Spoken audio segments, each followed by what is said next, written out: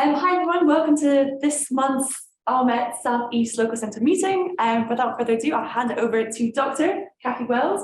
She'll be talking about reducing CO2 emissions through flight through complex wind fields using 3 different optimal control approaches. I should have read that first.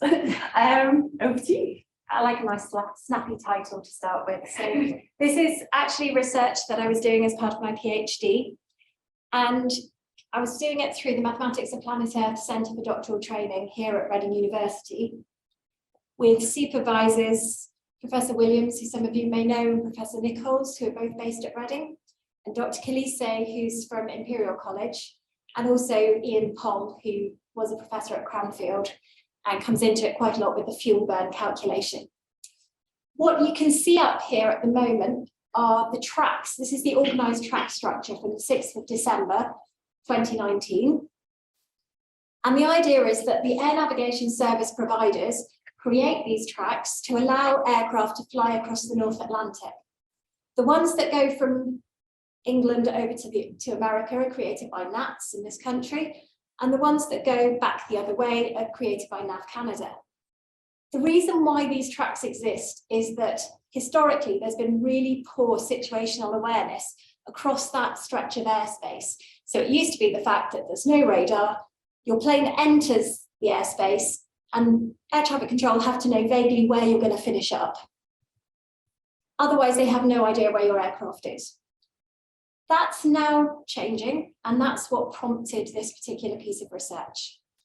You can also see in white that great circle route.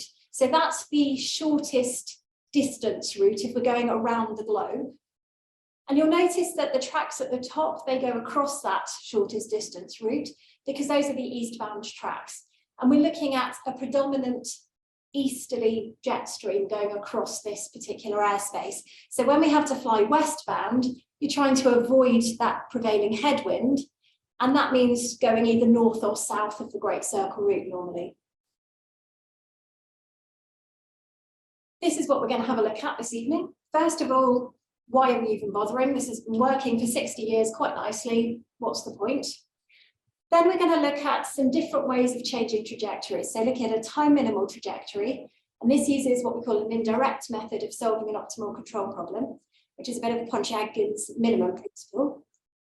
Then we'll look at a fixed time trajectory. So that then uses a direct method of solving the problem. So instead of optimizing first and then discretizing, we're going to start with a discrete version of our continuous problem and solve that. And last of all, we're going to use some dynamic programming so that we've got a guaranteed global minimum. And that we're going to use a free time but a fuel minimal trajectory. Finally, we'll just look at where this can head in the future. So why do we actually want to stop commercial aviation from emitting lots of carbon dioxide? At the moment, commercial aviation is emitting as just slightly less than the whole of Japan every year. By 2050, the United Nations Framework Convention for Climate Change would really like commercial aviation to be net zero.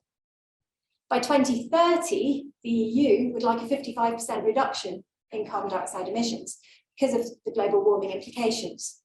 That's only going to happen at the moment if we have like 80% offsetting.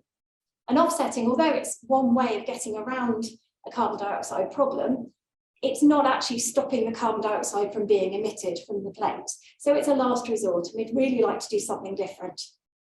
We could just ground all of the aircraft. That would be great, except we need to carry freight, we need to carry people, and it won't surprise you to know that the commercial aviation industry is actually contributing a huge amount to global GDP. Some of you may know this, some of you may not, but we also rely on those flights for weather observations. During the COVID pandemic, when 75% of the global fleet were grounded, the skill of weather predictions was actually significantly reduced. So what can we do about it? We can start looking at different aircraft designs. This has already happened over the last 30 years. There have been a lot of tweaks, a lot of changes to make aircraft more efficient. The only way that we've got really to go now is a drastic redesign. So you'll notice Airbus are looking at sort of blended wing body design for a hydrogen fueled plane. There are various different ideas, but it's going to be a long time trying to research those, trying to put the money into those projects. We can put more passengers onto each flight, which would be great in that we're getting really nice, efficient results. But if you look at the top of this chart, Norwegian airline, they've got the most fuel efficient flights across the North Atlantic, or at least did until they went bust. What we've got down there is British Airways at the bottom with the least efficient flights, because their business model is to sell space at a premium. So we can't start cramming lots and lots of people on a flight and expect the business to work in the same way. It's going to change the economics. We could start developing flocks of aircraft. This might look a little bit far-fetched, but Airbus have already sent 2 aircraft from Paris to Montreal, and the back aircraft was slipstreaming the front aircraft. They're 3 kilometres away from each other, but there's enough of a draft from the wingtip to pull along and actually save 5% of fuel between the 2 aircraft. The issue with this is, how do we get the aircraft together? Do we group them up on the ground? Do we group them up in the air? What happens if there's a delay? What happens if there's a malfunction in the air and only one aircraft can keep going? So you wouldn't be able to fly with less fuel, so you wouldn't reap the benefits of carrying less fuel. There's also the idea of investing in biofuels, which the International Civil Aviation Organization are really keen on. If we looked at plants like this saltwort, this will actually grow in brackish soil. So it doesn't matter, we're not taking away land where we want to grow crops. But even with that, to get the infrastructure, to get enough electricity to create the biofuels, all of this will need extra resources. And by 2050, we'd only still be able to deliver a third of what the airline industry is after using. These are all great ideas, but they are long-term, they are high risk, they're expensive. What we wanted to do was come up with something that we could do in the short term while all of that is happening. So we want something immediate. We've now got a situation where there are 66 low Earth orbit satellites in a ring, and that means there's 100% global coverage. There's no longer that problem of not knowing where the aircraft are. Within every half second, the aircraft are sending a message to say where they are. This means we can move from that organised track structure to trajectory-based operations, where every flight can be planned to exploit the atmospheric conditions the aircraft are going to encounter as they go across the North Atlantic. All we need to remember as we're doing this is we don't want to take too long getting there, because airlines also have schedules to stick to. So it's a case of trying to reduce emissions, but not increase time too much. Where this fits into optimal control, well, there's a whole area of control theory, and we're just looking at this top corner. Our first method is going to use that indirect method, so Pontryaggin's minimum principle, which I'm not going to go into massively this evening, but I have extra slides, so if anyone really keen, I'm more than happy to go through it with you afterwards. There's a direct method where we said we're going to, first of all, discretize and then optimize. And there's dynamic programming, which is using that Hamilton-Jacobi-Bellman equation. Our first question then was to look at time minimal flights and compare those with flights that went across that organised track structure. You can see here the way that the wind field was moving every day from the 1st of December 2019 to the 29th of February 2020. And those are daily averages taken from reanalysis data. So it's a deterministic wind field that we're working with. And we can tend to do that because it's quite a nice, smooth movement across on the jet stream. That also means we've maybe got 2 or 3 days where we can be reasonably happy with our predictions to be able to plot routes. The idea is then we're going to optimize by using Pontryaggin's minimum principle. That's going to tell us how our control variable is going to change with time. And when we discretize, that's just to solve that dynamical system. If we look at our method, we're going between just that one air-caught pair, the winter period that I've mentioned, the reanalysis data. We're going to stick to a constant altitude of 34,000 feet, which is about standard for cruise. And we're going to stick to just one airspeed per trajectory for the moment. The reason we're going to use air distance as our metric to measure efficiency is that both the fuel usage and the emissions are directly proportional to the air distance. It's just a way of measuring how far something's flown just relative to the air around it rather than relative to the ground underneath. The system needs defining, so we're going to look at the position of the plane in terms of longitude and latitude. Our heading angle is theta measured round anti-clockwise from due east. We've got our zonal and meridional winds, and then our airspeed of the aircraft is what it would be flying in still air. The radius of the Earth is taken as the height of the aircraft above the centre of the Earth. We're not going to include the altitude as well, because that's so small compared with the radius of the Earth, it's not necessary. Time is our parameter, and you can see when we define the optimal control problem, we're setting our time to be 0 and then something else. We know it's not going to be negative, but we don't know yet because we're minimising. Our state variables are our longitude and our latitude. That'd be pretty better to try and use this if you can see it. I don't know if that's obvious. And then here we've got the boundary conditions. We're starting at the departure airport. We're not setting a boundary of the destination airport. We're actually going to include that as a non-linear constraint, so that when we've got our routes, we'll only accept those that get within a certain distance of our destination airport. We have a control variable, and here's our dynamical system. So if you look at the dynamical system, you can see, thank you, we've got the rate of change of longitude with time, rate of change of latitude with time, and this is really just our zonal component of the airspeed added to our zonal winds, and our meridional component of our airspeed added to our meridional winds. All we've done is multiply by a factor to map conformally from a flat surface onto a sphere. So that's all the R and the R cos phi are.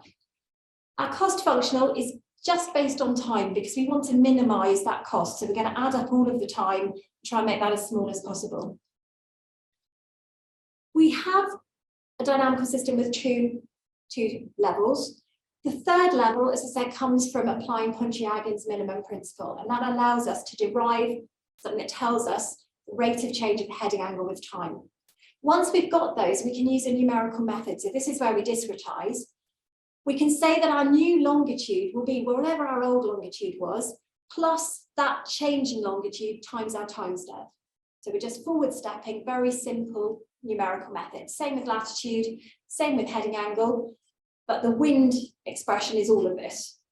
And those extra little difficult brackets, where we're looking at the rate of change of our wind with longitude or latitude, we're having to use some kind of numerical gradient approximation because we haven't got that from a deterministic wind field. If we had something analytical, we could do it, but we wanted to use something that was real. You can see that we can step longitude, latitude, heading angle across the Atlantic. We've got a route, except for one thing. There's one bit of information that we're missing: the initial heading angle. So we don't know what the initial heading angle is. We have to try and work it out. So what we chose to use was the bisection method, where we shot out routes 50 degrees either side of the Great Circle route, let them carry on for about 1.8 times as long as it would take to fly across the Great Circle route with no wind, and then look to see where they were in terms of latitude when we got to the longitude of the airport. So we could see that they were one each side. If they're not, then we have to try different angles to start from, because sometimes the wind fields are such that everything crosses before you even get, the routes cross before you even get to the airport. Once we've got a pair of routes that we either side, we can bisect that angle and we can keep choosing the pair of routes that has the airport between them. And we can carry on doing that until, in this case, we went within 200 meters of the airport, which is probably slightly overkill because some of the runways are 2 kilometers long. So, but yeah, at that stage, we were being crazily accurate. This shows you just how that bisection method was working. So you can see we're starting off with a much wider expanse and gradually moving in as we bisect. And you can see there's one bisection that comes in from the other side. And on the right-hand side, you can see if we shot off lots of different routes, how those routes start to look as they move across the space. Some results. When we looked at every separate day, we saw that our optimized for wind route, which you can see in the navy blue, has got a shorter air distance than all the other routes. And what I've also done there is look at what would happen if a plane flew along the Great Circle route, and that's in orange with the squares. And you can see that flying westbound, it's really inefficient to fly the Great Circle route. And all of the other tracks are not nearly as efficient as the optimised for wind route. When we fly eastbound, the Great Circle route is actually kind of sandwiched in amongst all those tracks because it's reasonably efficient, because that's where the prevailing eastbound currents are. We're still, though, with our optimised for wind route below all of those other tracks. And we were using obviously the same deterministic wind field for each day to compare like for like. What we did was we pretended that all of the route between the two airports was the cruise phase, because it's about 97% is the cruise phase anyway. So we just extended it to go to the airports for this particular part of the research. If we then average every day, we could get the green and the purple lines, which tell us what we're saving in terms of air distance. However, that would presuppose that every track has the same number of aircraft on it, which we knew was not right. So we talked to someone at NATS and they gave us some data that said, these are the number of planes that fly on each of the tracks each day. And we were then able to create a weighted average, which gives us a much better idea, much more realistic idea of what we're actually saving. And if you look at the 240 metre per second airspeed, which is quite a standard cruise speed, we can start then to build up and see exactly what we're saving over that winter period in terms of emissions. On the right, you can see all of the routes that we plotted for each of the 91 days. These are in blue and red. In green and pink, you can see just the most efficient track each day. Sometimes they lie quite close to each other, sometimes there's a much bigger difference. But what you've got to remember is that there are several other tracks either side that are less efficient. So if we look at the least efficient track compared with our optimised for wind route, there's a 16.4% saving, which is enormous. But if you look at the most efficient, it's only about a 1% saving. But looking at that weighted average, we could get to a 2.5% saving flying eastbound and a 1.7% flying westbound. That means that in that one winter period, just between those two airports, we would have been able to prevent 6.7 million kilograms of carbon dioxide emissions.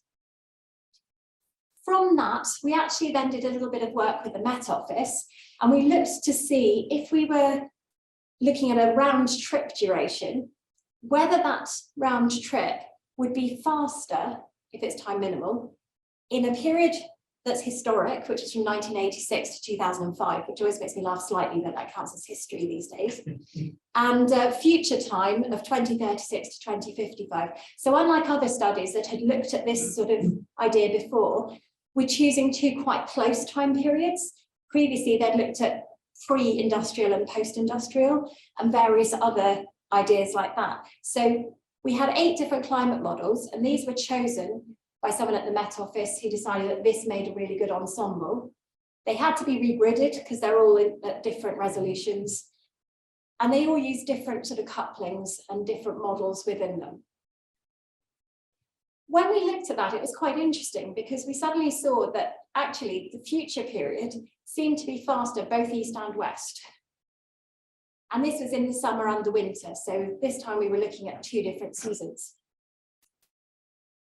We wanted to test the significance of that. So a few student t-tests later, yes, it was a significant difference, but only about a minute or 2 minutes, depending on season, depending on direction. But what was the nice bit was we're not adding a lot of time, because there had been some worry that actually with climate change, it was going to add extra duration, and that's going to mean more emissions just by virtue of planes having to stay in the air longer.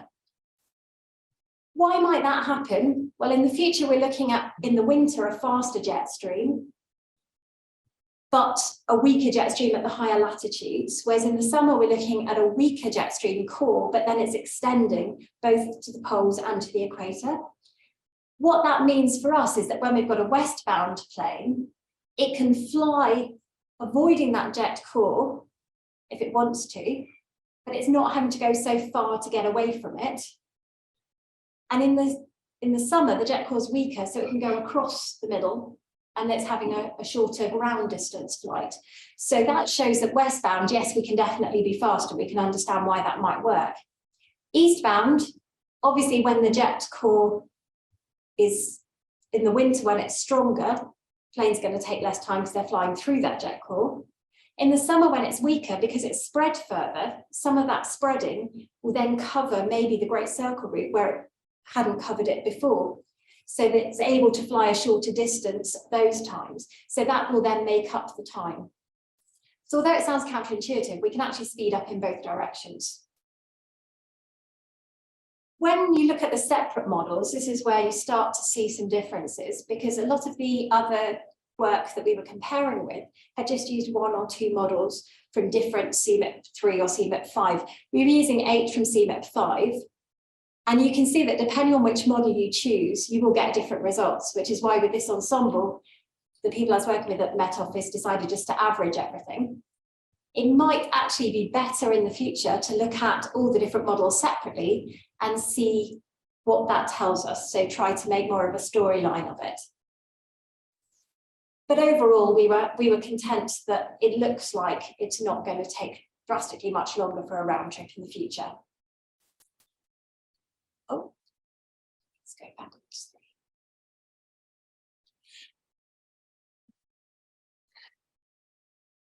Now what's happening with it? Look, it seems to be going forwards and then backwards. Can you just move me on from there? Don't know why that's okay. There we go.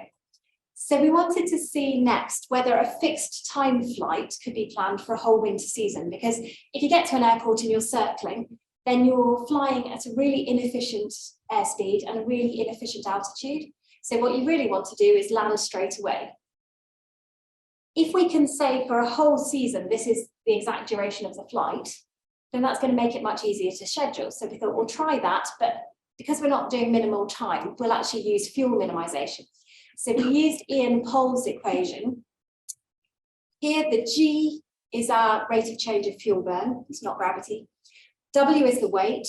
We've got the airspeed, the lower calorific value of the kerosene that we're burning, the lift-to-drag ratio, and then that E to 0 is actually to do with the overall efficiency of the propulsion system. And this will change depending on which model of aircraft we're flying. So we've got aircraft parameters that are needed. We've got international standard atmosphere information, the altitude, the airspeed, and the temperature, in fact, which has quite a small effect, but it does have an effect. So on top of the deterministic wind fields, we were then pulling up the temperature field as well that went with those. So we went back to the reanalysis state of this.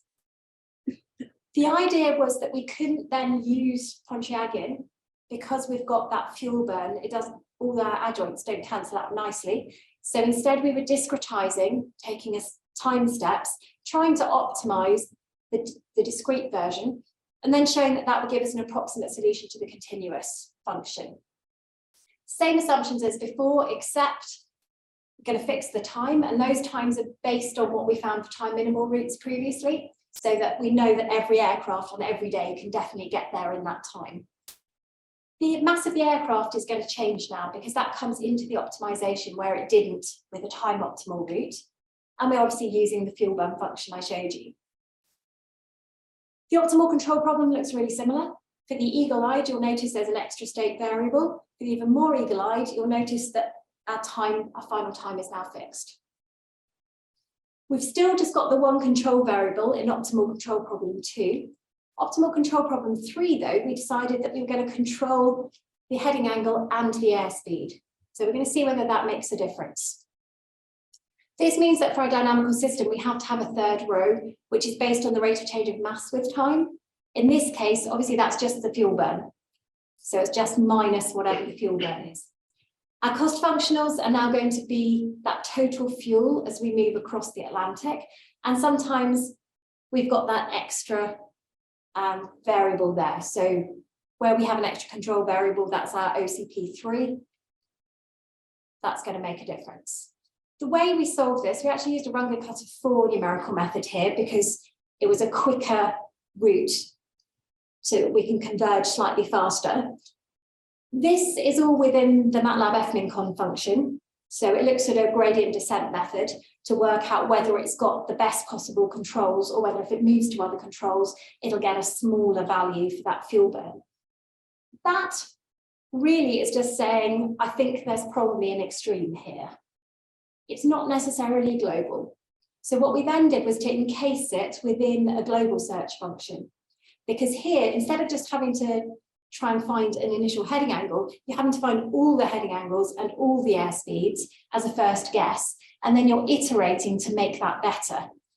If you feed in a particular set of heading angles and airspeeds, well, you might not get the same answer as if you feed in a different one. So using a global search function just means you go through tens of thousands of different initial sets of conditions. This is still not guaranteed to be globally minimal, but looking at the results we got out, it seems to work pretty well. What you can see here is on the 12th of December, the pale blue lines are all the actual routes that were flown. The red line is the time optimal route that we had before. The pink line is where we're using two controls. So we're controlling both the airspeed and the heading angle. And the blue line, we're just controlling the heading angle. And what you can see is if you get a wind pattern where you'd have quite a nice quick run, but you're fixing the time, if you're just changing the heading angle, you're having to have quite an indirect route to use up your time. So clearly, by varying the airspeed, it looks like it's going to work better because lower airspeeds up to a certain point are going to be more efficient. We've also found that there was this really strong negative correlation between whatever the average airspeed was, or whatever the average, wind speed was around the Great Circle route and the average airspeed that came out of our simulation. And that just showed that if we've got headwinds, then the aircraft's going to have to go faster to be able to fight against those. So it's fairly intuitive. What was also interesting was that if there's more tailwind, you've got more variability in the wind speeds. And you can actually see as an aircraft flies across the Atlantic that where it's lining up with those wind vectors, it's able to go at really low speed. So it's almost cruising along with the wind. If it's a day like the 25th of January, where the vectors just aren't lining up how it would like them to, it means you're going to have to fly at higher speeds, and that's going to use some more fuel. Same if we fly westbound, you can see on the 8th of December, there's a whole variety of different airspeeds that are being used, whereas on the 12th of February, we've got many fewer. Overall, we found that if we compared what the amount of fuel we'd use if we just change the heading angle, or if we change the heading angle and the airspeed, using the airspeed as well meant we made savings every day. But the level of those savings varied very strongly with whatever the wind field was doing that day. Overall, that means that yes, we are preventing extra carbon dioxide by changing the airspeed as well. So it justified the fact that we maybe should have those two controls. But you can see that the majority of the savings are from a few outlying days. We then decided that we might like to look at changing to have a fuel minimal but free time route. And the reason for doing this was really that we can try to see whether putting the airspeed and heading angle in was going to be better than flights that have flown at the moment. Because flights at the moment, obviously, they are changing airspeed as they're going across the Atlantic.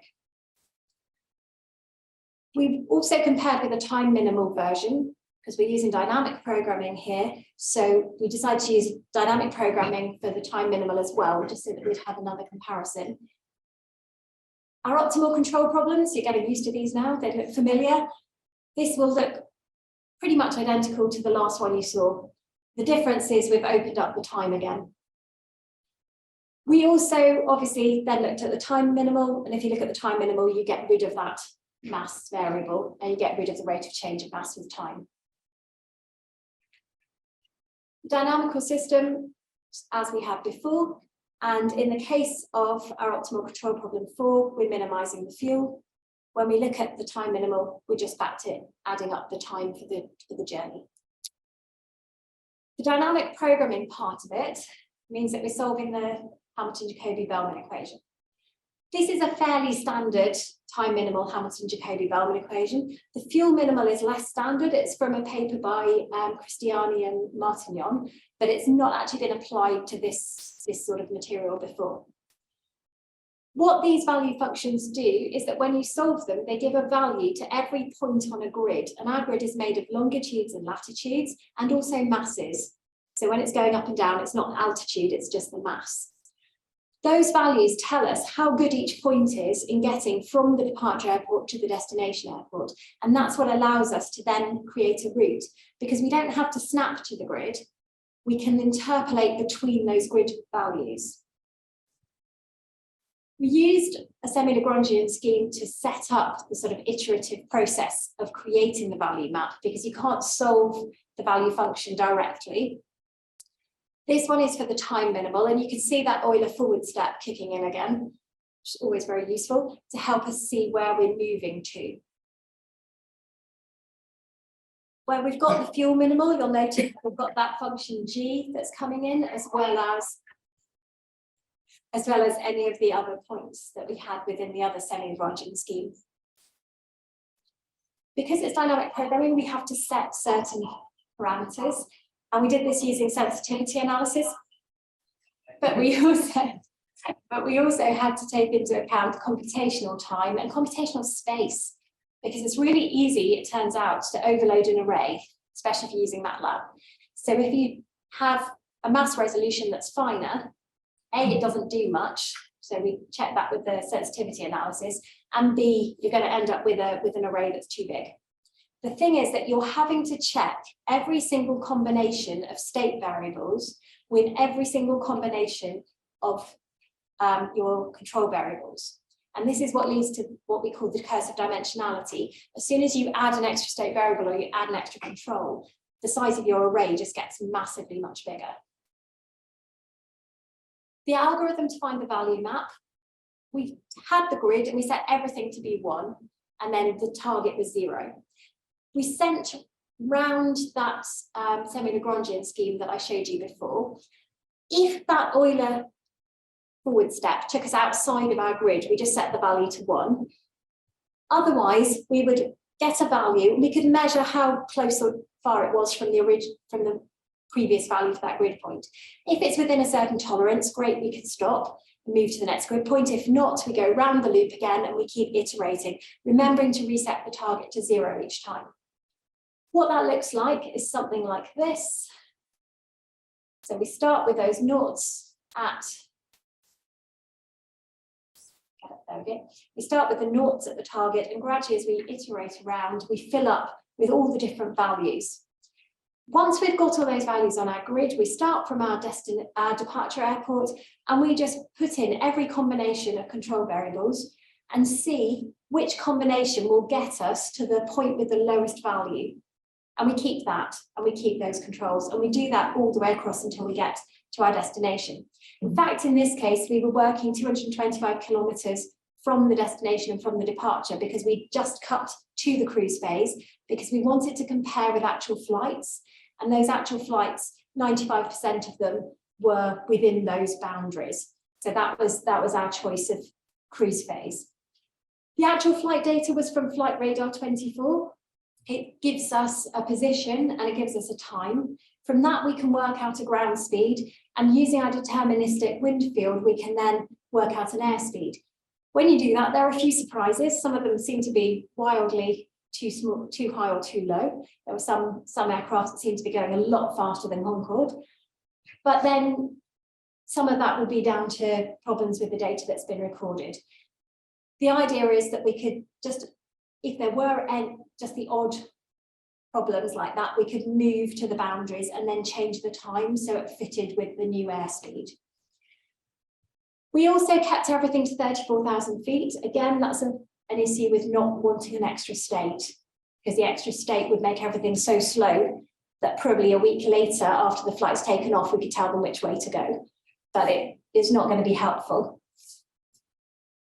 We used the fuel burn calculation just like we did for the simulation. So we're comparing like for like each time. And we have flights from 4 different airlines. Overall, that gave us over 3,100 flights across the 1 winter period, which was very useful. It was particularly useful that we stopped on the 29th of February 2020, because after that, all the flights stopped. So we got in just in time. Our results were very interesting because flying eastbound, you can see our fuel minimal approach is using significantly less fuel than the actual data. So we're comparing in pairs So it's each day you're comparing with that day when we did our significance test. Time minimal, we've not got a significant drop in the fuel use when we compare with actual data. But fuel minimal, definitely, you can see that drop. Now, what's particularly good about the results is that the fuel minimal then does not take significantly longer than the actual flight. You can see that the notches on the median overlap, and that means we don't have a significant increase in time. Time minimal, obviously, we have a significant decrease because that's what it was set up to do. And you can see when we look at the airspeed that actually our fuel minimal flights are going much more slowly than actual flights for the most part. There are obviously outlying values on the actual data. And time minimal will always just choose the fastest time because that's how it becomes time minimal, the fastest speed. What that shows is that we're really very much justified in using both a heading angle and an airspeed to control a flight, because if it was just that going slower was helping, then we would end up with a time that was significantly lower. But because we've shown that going slower is helping with our fuel reduction, but the heading angle is ensuring that we're then not being too slow getting across the Atlantic. We get similar results flying eastbound, still significant, flying westbound, still significant, but not quite as exciting as looking at the previous ones. We could then split that up for airline, which is always an interesting thing to do, because what you find is that Virgin fly very, very fast, but use a lot of fuel. In fact, all the airlines, when they fly west, could be saving fuel, but 3 of them could also be saving time. Virgin would have to take a bit of a hit, so maybe 3% extra time, but they'd be saving about 5% of fuel. When we look at going eastbound, you'll notice that Virgin would actually save 5.5% of fuel, just taking 1% extra time. So that may be slightly against their business model, but I think it might be worth their while having a look at what they could do, because any fuel that's saved means we're saving emissions. You can see that British Airways would also have to be a little bit slower, but both Delta Airlines and American Airlines could save time and fuel by using these routes. We could split it up for models of aircraft, because for every flight that was taken, it was obviously taken in a particular model of aircraft. And so when we simulated using the same model of aircraft. It looks there like maybe the B789 is particularly inefficient, but if you look at the pie chart of how many flights were flown in each one, it may just have had a bad day, because it's less than 1% of the flights. The aircraft that seem to be quite efficient are because they've got much bigger slices of the pie, and that means that on average, a bad day or a good day are averaging out. You can see that again if we look at flying east, because it's changed which ones are good and which ones are bad, apart from the ones that are used a lot. So actually, the aircraft model didn't seem to make a lot of difference when we looked at efficiency and fuel saving. What does that tell us overall? Well, we can definitely save fuel. 2.5 million kilograms eastbound, 2.8 million kilograms westbound over that season. And because we've got every 1 kilogram of fuel producing 3.16 kilograms of carbon dioxide, that's 16.6 million kilograms of carbon dioxide emissions.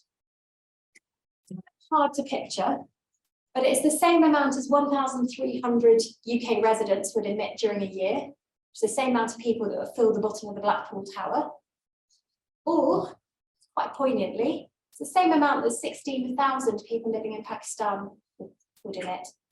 And that's the same number of people as would fill the Rawalpindi Cricket Club, including the people who stand around the boundary. So in conclusion, yes, we can definitely use planning trajectory-based operations to save fuel and reduce carbon dioxide emissions.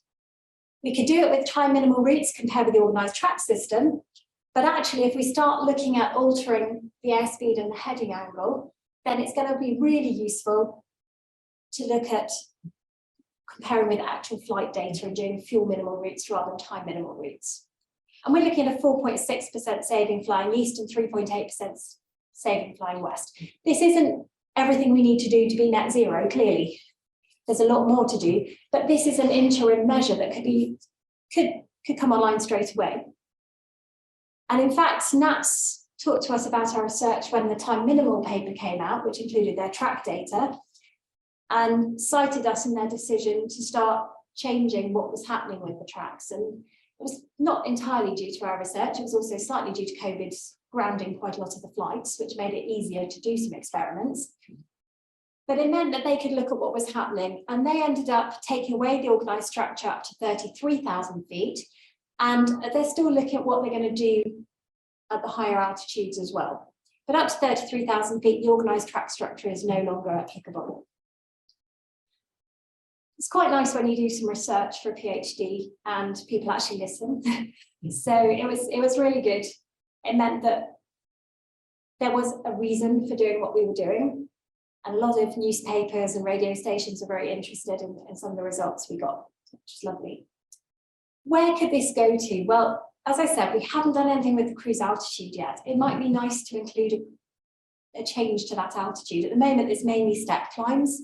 We looked at the winds at different altitudes, and really there wasn't a huge amount of difference. So it would only be that you were changing altitude because of the amount of mass of the aircraft at that point, because of the fuel you'd burnt. But if we change to a different programming language, there's every chance we could have bigger arrays, and then we could put in that extra level of states and controls. It'll be nice to include the climb and descent phases. Up till now, that fuel burn function has only really done cruise, but I think it's coming online soon where we'll be able to look at lower altitudes. So we'll be able to fit in those two end points of the journey as well. It would be quite good to think of things other than just your deterministic wind field. So looking at convection, looking at supersaturated icy regions, which will form contrails. You can actually, using that last method of where you've got the grid, you can actually block parts of that out by giving them a value of 1. And then you could easily put places on for your icy regions and for your convection, so you can't go through them. However, we could, if we're not modelling for altitude, just go above or below, because both of those things, both the convection and the supersaturated icy regions, tend to be much wider than they are deep. So an altitude change could do that as well. The last idea is the one that's probably the most exciting, and that's, could we get a neural network that would take in a wind field and chuck out a route? If we produce enough routes based on wind fields, is it trainable? Because then a pilot could feed in a wind field and get a route straight away. And if things change while they're in the air, they could get access to those new routes immediately.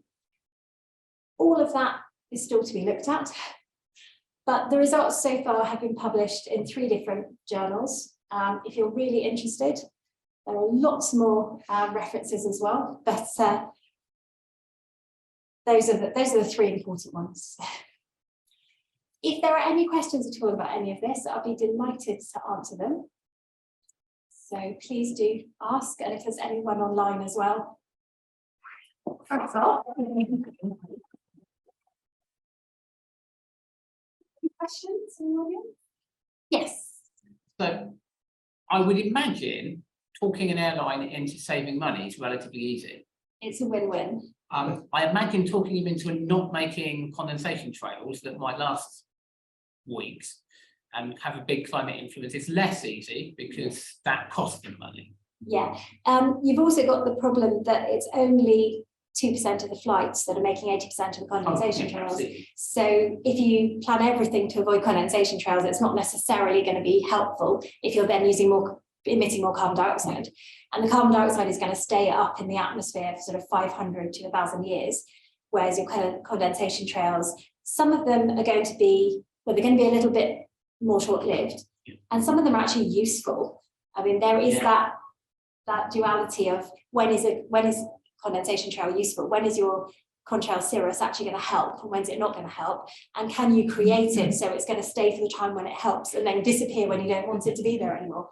I mean, these are all things people are looking at, and definitely there are other greenhouse gases out there, not just carbon dioxide. There are lots of other things that people are looking at. I'm sure that from what I know of airlines, which is admittedly largely from reading newspapers and watching the news, but they're not going to, if you tell EasyJet that they're not allowed to fly their plane through this bit, but then the Wizz Air one an hour later is allowed to go through there, EasyJet are probably going to ignore you. it's interesting how things can be regulated. I mean, we're looking at the airspeeds as well. If you tell an airline pilot, this is the airspeed you need to do for this bit, will that happen? Won't it happen? I mean, I spoke to someone who was working in air traffic routing and had been a pilot. And he said when he was a pilot, it was very much a, oh, I want to get home early today. I'm going to put my foot down, even if you're flying an aeroplane. So it's going to be interesting to see how much it can be taken up. But at the moment, there are companies that create airline routes, but there's been some interest from a company that don't yet, who would like to look a bit more at what we've been doing and have asked to see a bit of code. Another thing I've heard from other people, like volcanic ash things, Oh, yeah. weirdly, the cheap airlines that we'd think would be useless actually are the ones that are most interested, because Yes. saving money matters more for Yeah. them. Their margins. Yeah, their margins. Their margins are much smaller, and they're already more climate friendly because of packing people onto the plane. Yeah. I mean, someone was telling me the other day they flew a Virgin flight and it was half full across the Atlantic. And he I've said, done it. yeah, Visiting my dad. I came back on a plane that had a big capacity of 400 and there was less than 50 people on it. yeah, Yeah, and but- that is really so wasteful. Whereas if you're an economy airline, okay, you're going to get some people in tears because they haven't been able to be crammed onto their plane. But in the long run, it's a lot better for the environment. If you've got to fly, then that's the way to do it. I think the joy is that short haul soon will become electrified. It's not going to be long and it's all going to be electric. And you've also got a lot of chance to use trains if you're going short haul. With long haul, you have to fly. There isn't an alternative as yet. Looking at things like the Queen Mary going across the North Atlantic, that's actually 3 times more polluting in terms of carbon dioxide, a whole lot more expensive and takes longer. So at the moment, unless you actually want to row or sail, you're pretty much going to have to take an aeroplane. Have you spoken to airlines at all? Have airlines? There's a group who are interested in creating routes for airlines. We haven't spoken directly to the airlines. It's all out there in the public domain. So hopefully, I was quite tempted to send Virgin something just to say, slow down, guys. So I can show you it'll be better. My husband was flying across to America last week for work, and he was on a Virgin flight. So I told him to have a word with the pilot on his way in, and just say, my wife says, slow down a bit. I'm sure that will go down well. Yeah. I think that's a naive question. If this is implemented, surely all the airlines would have to agree to use the same technique, wouldn't they? The routes are using the same technique. Because they'd start maybe crossing over or something. Well, the idea is because they can fly so much closer together now, Yeah. because they're not having to keep 40 nautical miles away laterally, they're not having to be separated by 10 minutes on each track, which is about 80 kilometres. They can go within, well, if they're within 3 kilometres, they'll be slipstreaming, but if they're 5 kilometres, it's not a problem. So you've got time where you didn't have time before. You can send flights up closer together and it won't be a problem. So as long as you know which route they want to take, you're going to know exactly where all the other planes are, but also all the other planes are going to know where the other planes are. So as long as those routes are filed in plenty of time to make sure there aren't those issues with crashing, then it's really a timing issue. There's also, at the moment, what's really nice, the airports are trying to be a lot more flexible about landing times. So if you do come in early, so for example, if you fly into Heathrow and you're too early to land on your particular landing runway, if no one's taking off, they'll land you on the takeoff runway. And that's a new scheme that they've started to initiate just to try to prevent all of this stacking and the extra emissions from that. So there are more flexible ways of the land and takeoff side, which has been delaying flights in the air for a while before that.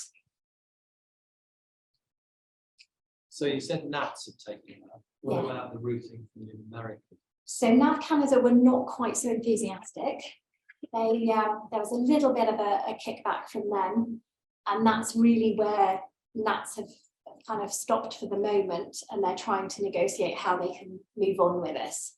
Well, So I the think- gains going eastbound don't seem to be Then great. no, I think NATS weren't very happy that it seemed to show that their tracks were less efficient than the ones going. Nav Canada were less efficient than the NATS ones.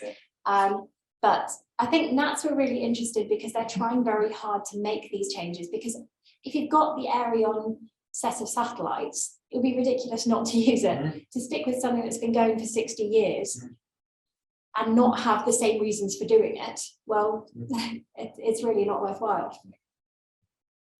There are a few questions in the chat. Right. Just read them out. Well done, because when I tried to connect to the chat, that's when it started listening in. So I'm onto the we mute- reference list. That's not oh, I can't Would click you like it. me to Can do you it? click it on? Because I can't when that's up. There we are. There's the reference list. So that was one question someone asked. And then one says, great talk, really interesting. I think you mentioned using wind field data at 2.5 degree resolution. If so, that might not resolve the fine structure of the jet cores, and there might be more potential savings going eastbound, as the winds might be faster than shown at 2.5 degree resolution. In fact, London and MERSA did some research a few years ago where they looked at different resolutions of the weather data, and they found that 2.5 degrees was completely adequate to do the transatlantic flights because it covered the deterministic wind fields in enough depth that it didn't make more than less than a second's difference between the duration of time minimum flights. So actually 2.5 degree resolution is quite reasonable for things like the Hamilton-Jacobi-Bellman equation. Because you're creating a grid and you're having to use all of those grid points, although we could do it in parallel, if we went to a finer resolution, it's not going to give us a big gain for the extra amount of computational time or the extra amount of computational cores that we'd need to put it in parallel. So although, yes, we're not looking at the very fine detail of the winds, we're just looking at a zonal wind and a meridional wind. We're not going down to the sort of level that we'd start to see other vortices and convection really forming. I think if you wanted to do that, then yes, you're going to have to go really fine resolution, and you're going to have something that's a nowcast, because that sort of effect is going to change very, very quickly. Great, great Hopefully answer. that's- Great answer. I think there's one in the Q&A. Oh, I think it might be the exact same question. Okay, hopefully Neil, that's answered it. I have a quick question. Okay, so that's right. So have you considered turbulence in your winds optimal routes? So turbulence is another thing that we haven't included within this. And as the climate changes, there's likely to be some more turbulence at various different altitudes. Again, is probably something you could avoid using altitude change. And so because this is set at a particular altitude and the winds aren't that different above and below, the turbulent areas could be avoided by an altitude change. You could again block areas off, like we said, for convection and for the supersaturated icy regions. If you knew that there was turbulence that was still going to be there by the time you got there, then you could block it off on that map. But otherwise, it would be a case of having to speed up the process quite a lot. At the moment, to use the Hamilton-Jacobi-Bellman equation, it's taking about an hour to get through all of the different number crunching to get the route out, which is less than the 20 hours it takes for some of the discrete versions of this sort of route finding that you get commercially.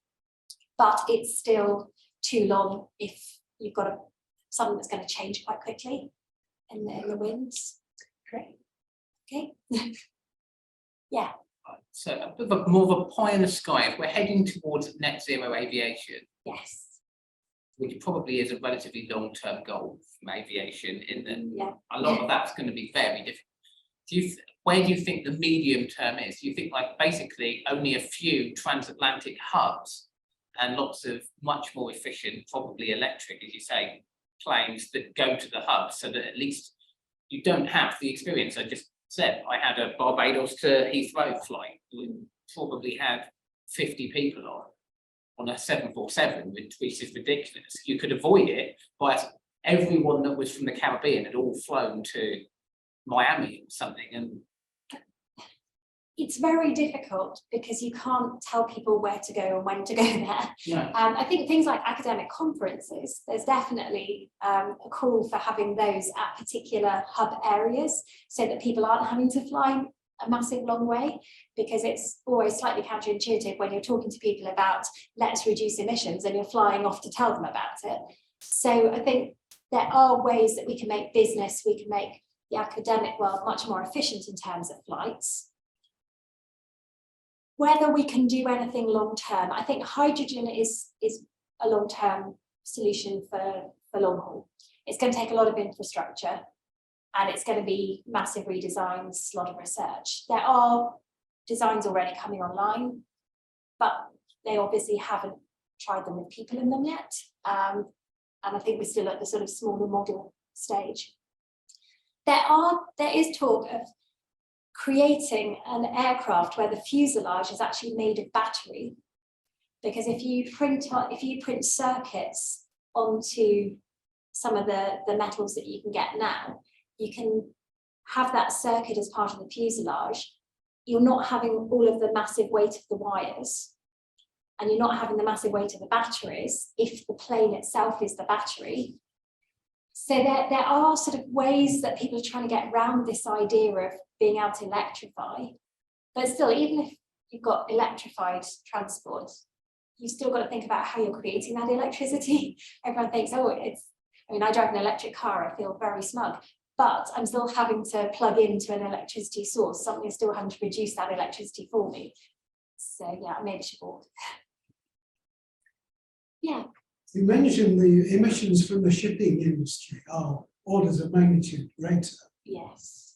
Are you aware of any similar sort of work that's going on aimed at shipping? I think there are similar projects aimed at shipping. The issues with shipping are that you've got much more complexity of how the water's moving. The timescales are obviously. And the timescales are going to be different. I think the routes are changing depending on the weather conditions, but it's not so much in terms of trying to reduce fuel. I think it's more in terms of just the safety of the vessel. So it is quite a different problem. So time, I think, to some extent. Time depends. There are quite a lot of these freight vessels where time isn't so important to them, and in fact they end up moored off the coast of places because they've got there too fast.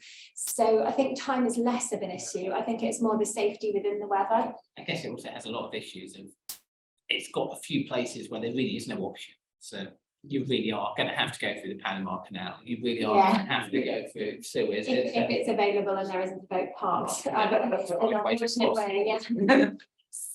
yeah, I think there are all sorts of areas where we need to be looking at trying to get rid of the carbon dioxide emissions, but a lot of this could be tackled by just not going, or not having something that comes from Australia, or it's hard to take things away from people when they're used to them. It's much easier where people aren't used to something and then you develop sustainably. Our problem is that we're already developed and now we're saying, don't do this. And here's a comment on chat. It was just Neil saying thanks. Okay, great. Did answer his question. Good. If there's no more questions, I think we'll give Kathy a big round of applause.